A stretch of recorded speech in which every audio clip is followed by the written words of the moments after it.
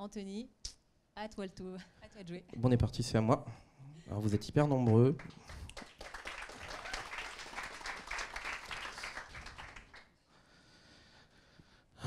La quête du design system, c'est une aventure. C'est une aventure pour l'équipe.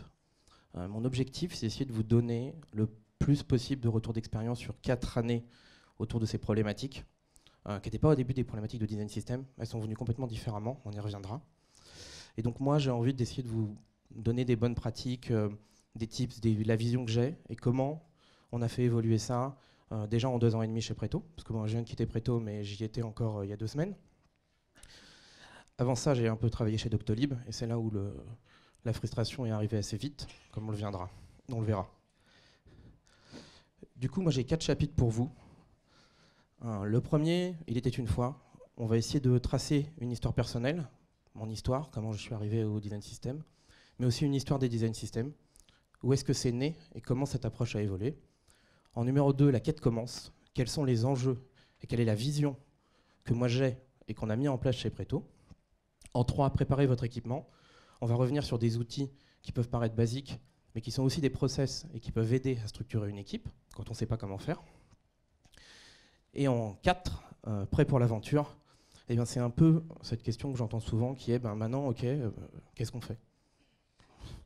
On commence où? Parce que tout le monde n'a pas... c'est un sujet qui est neuf en vrai, donc c'est vrai que peu d'expérience sur ça. Du coup, on ouvre cette histoire. Il était une fois. Pour moi, c'est pas vraiment un conte de fées. Il y a 4 ans, chez Doctolib, on s'est dit on va refaire notre version mobile et en même temps, on fera une application mobile. Ce qui s'est passé, c'est que on a fait comme on faisait toujours avant. On a fait des écrans, on a maquetté tout ça, on a donné ça aux développeurs. Et puis, au bout d'1 mois et demi, ça fonctionnait pas du tout. C'est-à-dire on pouvait rien maintenir, il y avait des incohérences alors que pourtant on avait fait attention.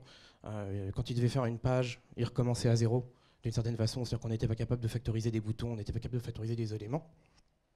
Et même si on était en React, à raison, il n'y avait pas encore de méthodologie pour ça très, très confirmée. Donc en partant de là, moi je me suis dit on a un problème, il faut trouver comment le résoudre. Et donc on a construit quelque chose, on va le voir un petit peu après. Et quand je suis parti, quand je suis arrivé chez Preto, il n'y avait pas de produit, la boîte était hyper jeune, il n'y avait pas d'équipe. Et moi, ce que j'ai dit, c'est, en gros, il faut qu'on soit capable de scale le design. Il faut qu'on soit capable d'avoir une logique de scalabilité, parce que sinon, on ne va pas s'en sortir. Et donc, sans produit, on a mis en place ce design system. On a construit cet écosystème qui nous permet de créer, qui nous a permis de créer un produit et de faire une trentaine de fonctionnalités en 2 ans, ce qui n'est pas si mal, en fait. Du coup, ça, c'est une image qui illustre bien ce qui se passe quand on n'a pas de design system, ou en tout cas, quand on itère longtemps sur un produit. Donc ça vient d'un article de Spotify. Et en gros, le résultat, très rapidement, c'est que vous pouvez arriver à ça. Il n'y a pas de cohérence en fonction des plateformes. Il n'y a pas de fil rouge, de quelque chose qui conduit les produits. Parce que les produits ont été développés par des équipes différentes qui n'avaient pas de lien. Donc le risque qu'on a, et c'est le risque qu'ont finalement toutes les entreprises comme Spotify, mais comme plein d'entreprises beaucoup plus petites, c'est d'arriver à un résultat comme ça. Et c'est ça qu'on voudrait éviter.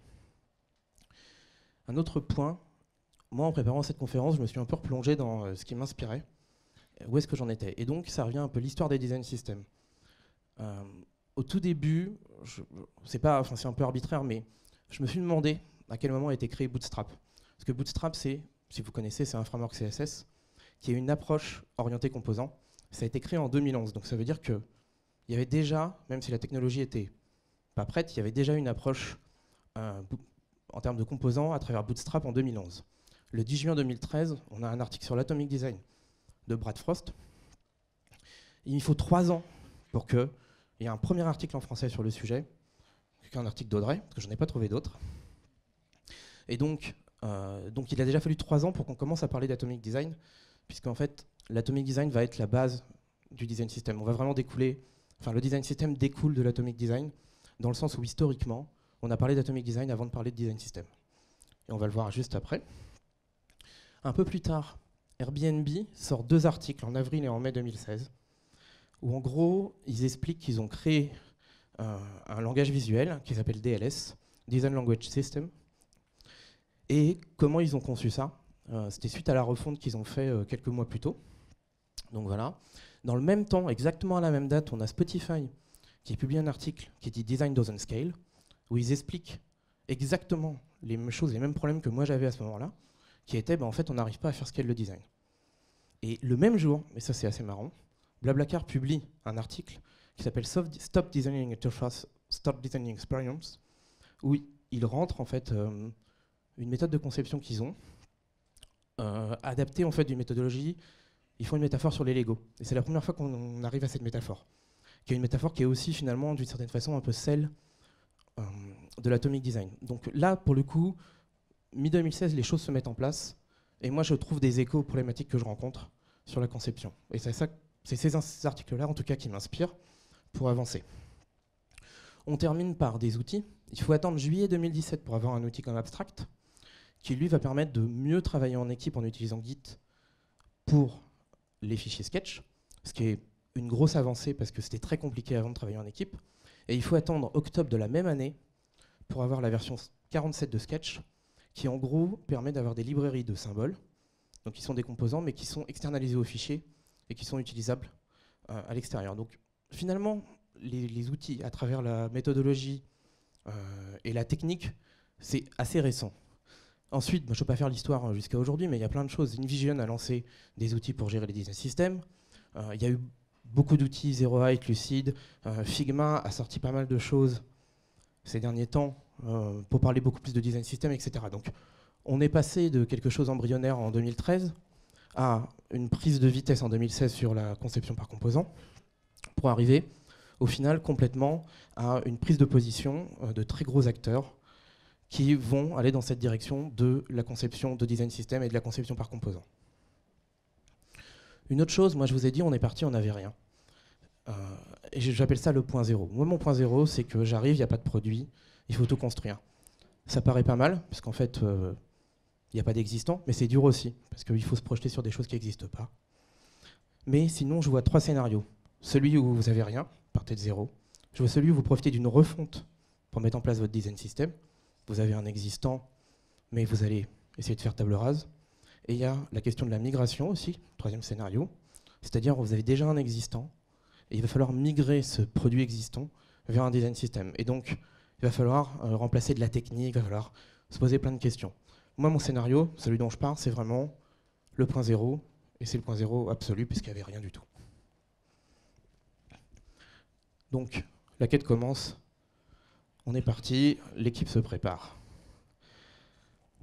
Une première citation qui va dans le sens de ce que je dis. On ne design pas des pages, on design des systèmes de composants. Et ça, c'était en 2012 déjà. Je pense qu'il est temps de changer de mentalité. Dans le web, on faisait du web design, on designait des pages, des espaces statiques qui étaient fermés sur eux-mêmes. Aujourd'hui, on fait des produits, donc on fait du product design. Et donc, on est obligé d'avoir une vision qui est à la fois système et à la fois composant. Qu'est-ce que ça implique ? Une vision systémique, pour être honnête, c'est une vision qui va prendre en compte toute l'équipe. Et donc, c'est pas juste à vous, en tant que designer, de changer de mentalité, c'est aussi le reste de l'équipe. Parce que si vous le faites tout seul, on y reviendra, ça ne marchera pas. Et je pense qu'il ne s'agit pas tant de changer de mentalité et de commencer un design system que de maintenir des bonnes pratiques dans le temps. Du coup, je vais en profiter pour vous présenter 4 enjeux qui sont un peu ma vision. Pourquoi moi je le fais ? Moi, je veux vraiment faciliter la collaboration dans l'équipe produit. Et donc, je veux définir un vocabulaire commun et des règles, bibliothèques de composants qui sont partagées et faciles à utiliser par toute l'équipe. Donc, c'est le cas. On a des bibliothèques de composants pour les développeurs, pour les designers. Si on a un PM, il est capable d'exploiter ces éléments, puisque c'est des choses qui ne sont pas hyper complexes à utiliser. Et en tant qu'équipe, on est capable de se parler, parce qu'on a donné les mêmes noms aux composants. Et ça, c'est quelque chose qui est important. On a la même terminologie. On va approcher nos langages. Je pense que c'est important aussi, améliorer l'expérience des utilisateurs. Moi, ce que je cherche quand je fais un produit, c'est offrir une interface et une expérience qui soit vraiment consistante. Et je veux surtout utiliser mon temps pour ce qui a de la valeur. C'est-à-dire être avec les utilisateurs et pas obligatoirement me demander c'est quoi les espaces dans ce bouton ou de quelle couleur il doit être. Parce que c'est ce qu'on faisait avant en vrai. Je pense qu'un aspect qui est très important pour moi, c'est la question de la scalabilité. Et donc, je veux que ça soit scalable, simple et maintenable. Dans un système complexe, Un design system va aider à rationaliser. Il doit servir la scalabilité du produit et limiter la dette, qu'elle soit design, UX ou technique. Et enfin, un dernier point, est-ce qu'on en a vraiment besoin pour aller plus vite? Dans le cas de Preto, ça nous a vraiment servi à aller vite. Et moi, j'ai envie, j'ai toujours en tête de ça, je veux pouvoir concevoir et développer des interfaces ou des fonctionnalités plus rapidement, tout en maintenant un haut niveau de qualité. On parlait de simplicité, j'aime bien cet exemple de Slack, parce que ils sont partis, ils avaient une dette, ils avaient un existant, on parlait du point zéro, et ils se sont dit, il va falloir commencer quelque part. Ce qu'ils ont fait, c'est qu'ils se sont dit, le point de départ pour nous, ça va être de prendre nos couleurs. Ils avaient 136 couleurs. C'est le bordel, hein, vous voyez. C'est pareil, ça c'est ce qui se passe quand on laisse faire les designers, sans mettre de règles. Ils font ça. Et du coup, ils ont rationalisé. Donc ils ont simplifié. En simplifiant, ils ont rendu ça scalable. Et ils ont rendu ça maintenable. Parce que quand on passe de 136 couleurs à 16 couleurs, je veux dire, vous divisez par 10 la complexité. Et ils ont intégré un autre élément que j'aime beaucoup, c'est des éléments d'accessibilité. C'est-à-dire qu'ils se sont posé la question de comment l'utilisateur était intégré avec ses couleurs, après avoir rationalisé leur approche sur ça. Et donc c'est un bon exemple parce que c'est un bon point de départ. Une autre question que moi je constate beaucoup, c'est est-ce qu'un design system finalement c'est égal à l'UX? Est-ce que c'est égal à l'utilisateur et à l'expérience et la place qu'il doit avoir dans la conception d'un produit? Sur ça je suis un peu mitigé parce que nous on l'a fait et j'ai consacré beaucoup d'énergie à parler aux utilisateurs, à faire de la recherche, etc. Mais j'utilise tellement de produits, d'entreprises qui disent « Hey les gars, on a fait un design system. Génial, mais en fait ton UX elle est toujours merdique. » Du coup c'est bizarre. Au final, j'arrive pas c'est pas que j'arrive pas à comprendre ça, mais si vous le faites, si vous voulez le faire, perdez pas de vue que votre produit, il est fait pour les utilisateurs en fait. L'outil peut servir à vous aider à aller plus vite, mais si c'est des ressources que vous mettez sur quelque chose au détriment de l'expérience des utilisateurs, honnêtement, ne le faites pas. Ça sert à rien, je trouve ça dommage. On est parti, on va aller très rapidement sur la question un peu des outils. On a parlé d'Atomic Design. Je reviens vite sur le sujet de l'Atomic Design. Je pense que tout le monde connaît, mais... Donc le composant, c'est pas uniquement des pages qui sont déclinés. C'est partir sur une base de ce qu'on appelle des atomes, qui vont être l'élément le plus petit, de pouvoir composer une partie d'interface avec ces atomes. Donc c'est le deuxième exemple, avec M. Swanson. Et ensuite, le troisième exemple, du coup, c'est une répétition de ces molécules qui crée un organisme. Un deuxième exemple, j'ai une classification pour mes atomes, des boutons, des cartes, des dividers, des formulaires, des icônes, des textes. On parlait des Lego tout à l'heure, on y est. Avec ça, je peux concevoir ça, je peux concevoir ce que je veux au final. Et c'est là où on commence à rentrer dans une approche qui est vraiment composant. Et c'est là où cette classification, nous, elle nous a beaucoup aidé au début, parce qu'on s'est concentré sur les atomes. Et on a développé au fur et à mesure plus de composants avec plus de complexité.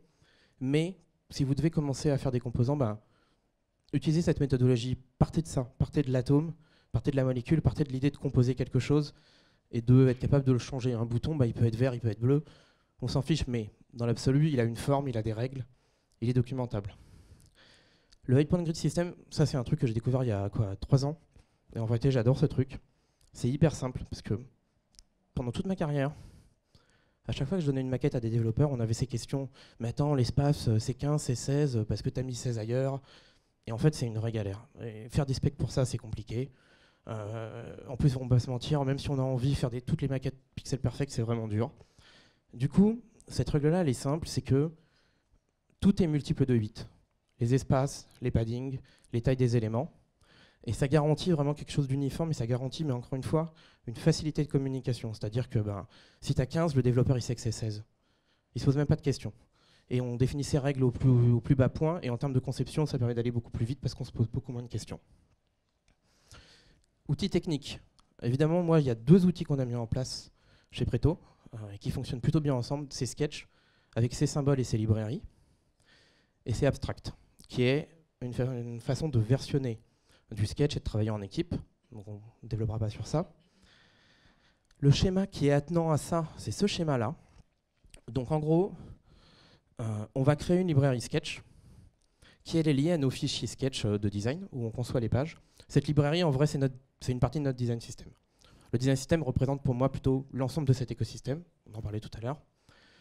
Cette librairie, on a tous nos symboles qui comportent des atomes, des molécules, des choses plus complexes. On les rappelle dans nos projets Sketch, donc une seule source de vérité. Tous les fichiers sont à jour. Ensuite, ces fichiers Sketch sont exposés dans Abstract, c'est-à-dire que toute l'équipe a accès à Abstract qui contient des éléments, enfin des outils d'inspection, comme chez InVision, qui va contenir des outils de commentaires. Donc en gros, c'est un outil qui versionne et qui en plus permet à l'équipe de télécharger les fichiers, de faire des commentaires, etc. En vrai, au début, on utilisait Zeppelin, InVision et compagnie, on a tout viré. On a juste mis Abstract, ça fait le taf, ça marche hyper bien. C'est récupéré par le développeur, c'est pas encore automatique malheureusement. Et lui va intégrer exactement la même chose du côté en React. Donc il va créer les mêmes composants, les mêmes molécules, les mêmes compositions d'atomes, et il va les exposer à l'extérieur, lui, dans son application. Donc là, dans le cas présent, on utilise React. On pourrait le faire avec une autre technologie, mais React est vraiment créé pour ça. Donc ça, c'est le point un peu d'après, qui est que vous pouvez le faire en design, mais ce dont vous avez quand même besoin, c'est qu'il y a une partie technologique qui est réelle. Il y a obligatoirement un framework, JavaScript ou une approche par composant pour faire ça, pour aller au bout de la vision. Donc ça veut dire que tant qu'on n'est pas capable de rapprocher vraiment à 100% les approches techniques et les approches de conception, et donc on va dire basiquement React, Vue.js qui marche aussi comme ça, et Sketch ou Figma, on continue à rester un peu dans un domaine un peu bâtard. On pourrait citer deux choses, on pourrait citer des expérimentations de Airbnb sur le sujet. Ils ont créé un outil qui s'appelle React SketchUp, qui à partir de fichiers React génère exactement le rendu dans Sketch de ce qui existe.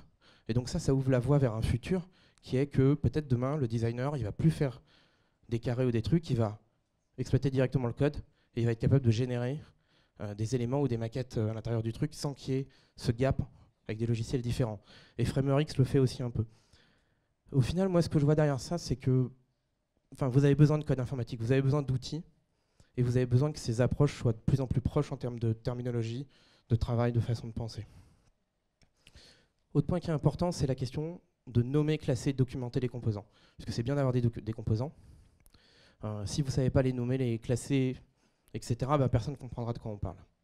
Hop, j'ai un autre schéma. Nous, assez basiquement, ce qu'on a fait, c'est qu'au début, chez Preto, on s'est concentré que sur les atomes.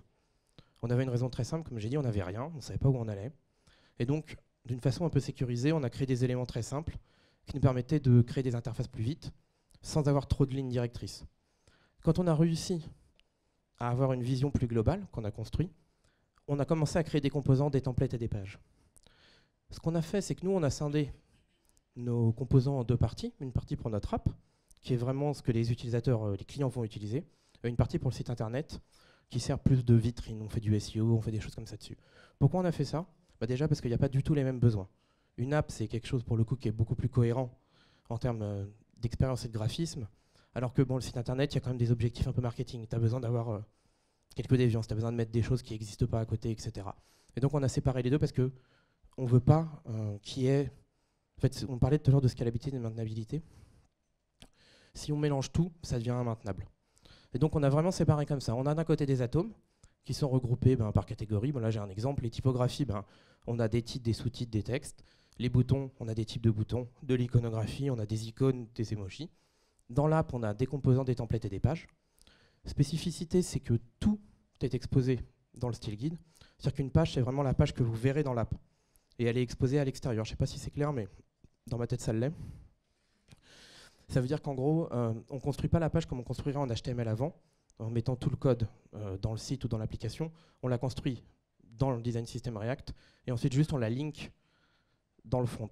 Et ça permet pas mal de choses, comme par exemple faire des tests unitaires, des tests de régression, tester les différents devices, sans avoir à faire des scénarios directement dans l'application. Donc ça, c'est un autre truc qui est intéressant, c'est que vous pouvez tester tous vos éléments en isolation, ou tous ensemble, sans avoir à faire des tests, parce que des fois, c'est un peu l'enfer en fait de refaire des scénarios à l'infini pour voir s'il y a des divergences, pour voir s'il y a des problèmes, même si c'est automatisable. Ah. C'est pas moi, je sais, j'ai vu. Une autre question aussi, c'est la question des design ops. Alors, je pense que c'est encore un peu obscur comme métier, mais à partir du moment où vous arrivez à une certaine taille d'équipe, vous aurez besoin de vous poser la question en fait du rôle du design ops, qui sera en gros un rôle un peu central, dans le sens où c'est celui qui peut résoudre la multiplicité des enjeux que vous aurez. C'est comment on scale le design, comment on utilise nos outils, c'est quoi les usages, c'est quoi les process dont on a besoin. Mais en fait, ça, c'est des choses, aujourd'hui, c'est un métier qui émerge, c'est le métier de Design Ops, et il permet, encore une fois, de réduire cette fracture entre la technique et le designer en lui-même. Et donc, je vous invite aussi à vous renseigner sur ça, parce que je pense que c'est hyper important de comprendre ce métier aujourd'hui. Et dernier chapitre, on est prêt pour l'aventure, on va se lancer, et on répond à cette question. C'est bien gentil, Anthony, mais on commence par quoi? La première chose, c'est que vous devez commencer par une décision. Et à mon humble avis, elle doit être collective. Parce que si vous voulez le faire tout seul, ça ne prendra pas. Je sais, hein, j'ai un peu essayé chez Doctolib et ça ne m'a pas marché du tout. On a fait un truc hyper bien pour l'équipe design. Mais par contre, au niveau de la technique, on n'a pas du tout réussi à ce que ça prenne. On n'a pas du tout réussi à arriver à une maturité sur le projet.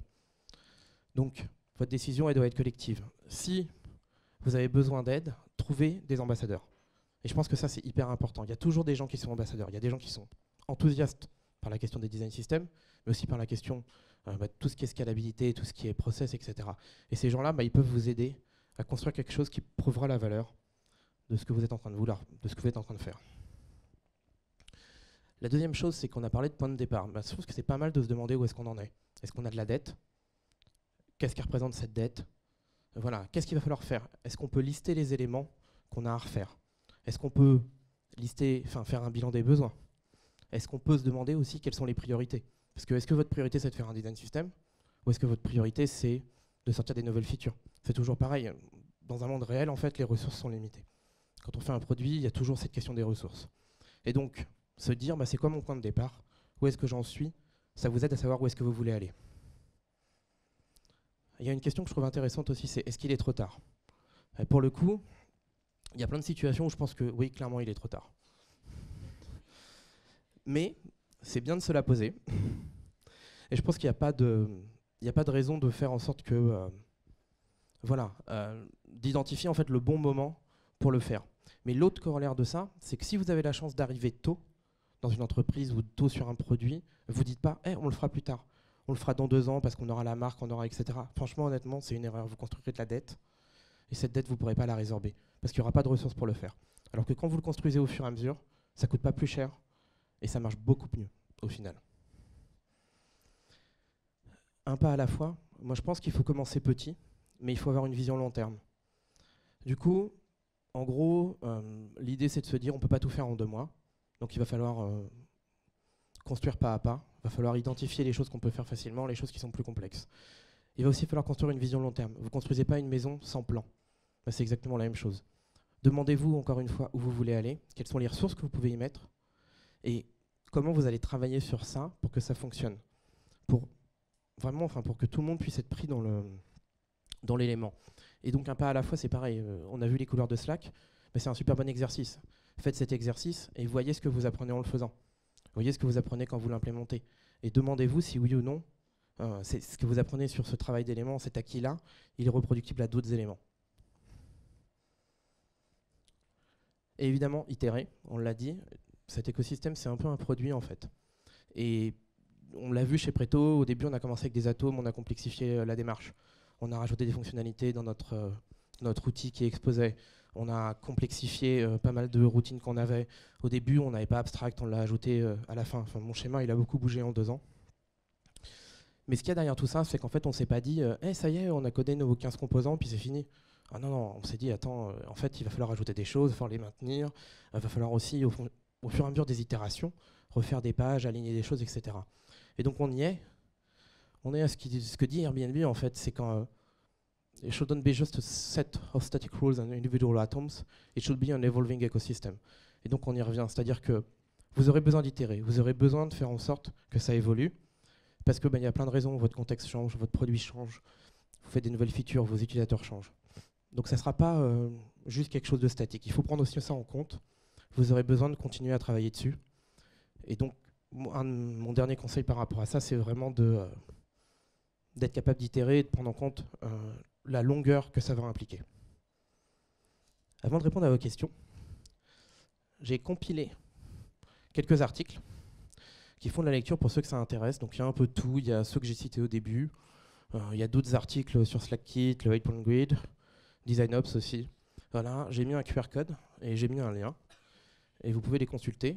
Et pendant que vous prenez ça en photo, je peux répondre à vos questions. Si vous en avez.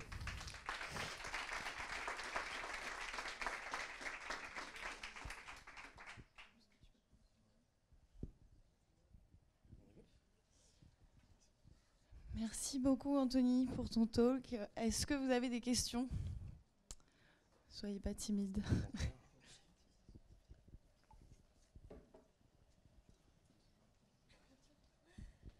Bonjour. Moi j'ai une question sur le design system et le fait de créer des composants sur des multiples de 8. Ouais. En fait ça marche très bien un peu partout sauf sur les devices Apple type 375 pixels.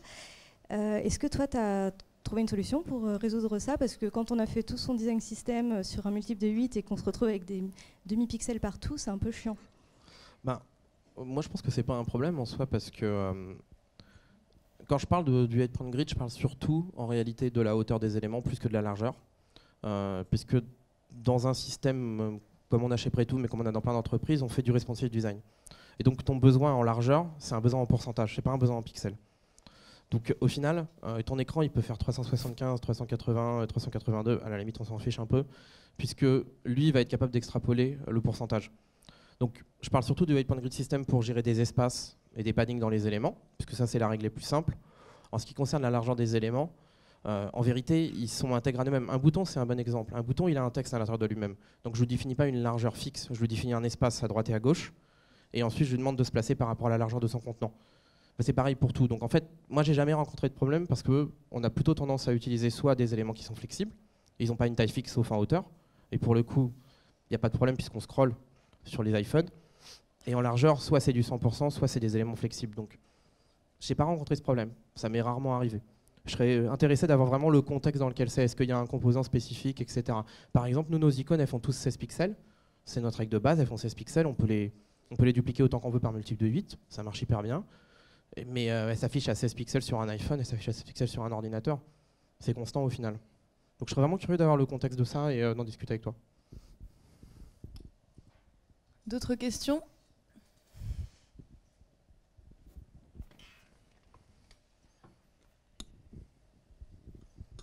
Bonjour. Donc moi j'aurais voulu savoir comment est-ce que vous vous assuriez que le développement et l'équipe design étaient à jour. On est une petite équipe, donc c'était très facile. On se parlait, on était l'un à côté de l'autre et on discutait ensemble. Dans des équipes plus grandes, honnêtement, je ne vais pas me lancer dans des descriptifs de choses que je n'ai pas faites. Mais typiquement, c'est exactement pour ça que tu as besoin d'avoir un design ops à un moment donné et tu as besoin de comprendre ce que c'est. Parce que tu ne peux pas maintenir cette synchronisation sans process. Et donc un process, ça va supposer, je propose un nouveau composant. C'est quoi le process pour itérer dessus? C'est quoi le process pour avoir une pré-version de ce composant? Pour l'utiliser, pour l'implémenter en version, je sais pas, bêta, work in progress, puis après pour le merger dans ton système définitif. Ça, c'est une piste de réponse. Mais au final, il n'y a rien qui effacera un truc un peu basique qui est, il faut que les gens se parlent. Et ça, c'est valable pour le design system et ça va pour tout. Si tu as des développeurs, des designers et des PM qui ne se parlent pas, honnêtement, tu peux faire tout ce que tu veux, ça ne marchera pas. Est-ce que quelqu'un a une dernière question avant de passer à la suite? Non? Bon, c'est bien. Merci.